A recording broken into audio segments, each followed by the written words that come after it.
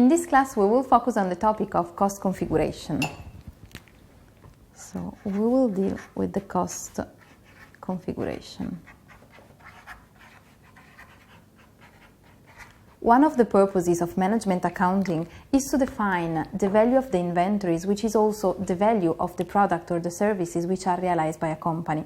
And one of the problems that we have once defining the value of the products or services is to define which are the resources that we want to assign to our final cost object. And the cost configuration allows to decide and to choose which resources we want to assign to our final cost object. And basically we can identify three different configurations of cost. The first configuration assigns to the final cost object direct costs only, which means that direct materials are assigned. So we have the direct material plus the direct labor. If we assign to our final cost object the direct material plus the direct labor, we have a configuration of cost that is defined as prime cost.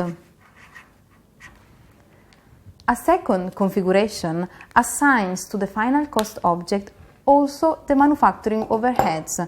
So in this case we have the prime cost plus the so-called manufacturing overhead. So the manufacturing overhead, so the typical example is the depreciation of the equipment, as in this case. So if we are assigning to our final cost object direct material, direct labor plus manufacturing overheads, we have a configuration of cost that is defined as full manufacturing cost. You can see that given that we are assigning to our final cost object direct material, direct labor and manufacturing overhead, we are calculating the production cost if we go back to the classifications of the cost.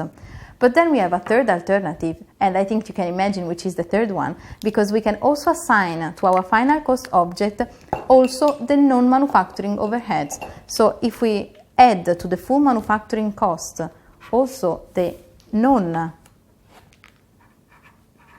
manufacturing overheads, so basically our famous selling, general and administrative expenses, that if we can call them also as period cost. They have several names, but we are always talking about the same thing. Period cost, SGA, non-manufacturing overheads, they are the same. Basically, if we add this category of costs to the full manufacturing cost, we have a third configuration that is defined as full cost configuration. So these are the three alternatives of configurations that we can have in the moment in which we need to define the overall cost that we want to assign to our final cost object. Which is the best one? There is not a best one. We just need to take into account the trade-off in choosing either the prime cost, the full manufacturing cost, or the full cost.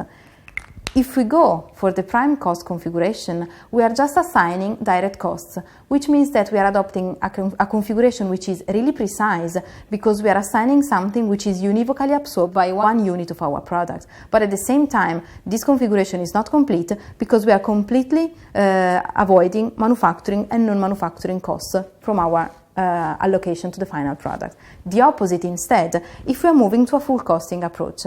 If we are adopting a full cost approach, we are basically very complete because we are assigning all of the possible resources to the final product, but we are not precise because we need in some way some approaches in order to share these general expenses among several products.